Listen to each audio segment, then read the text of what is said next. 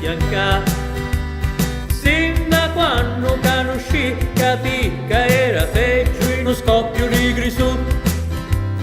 Iddo è pure ambientalista, ma chi di giusti rompi picca e scherza assai. Non pensa capi essere alla moda ormai, sa morire di fame di campare.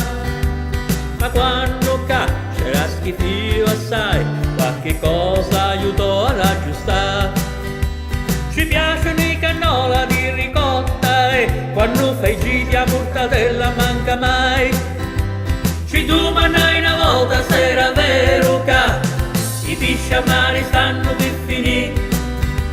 Ci domandai ancora i ridi più picchi, mi dissi troppi laghi sto a pescare.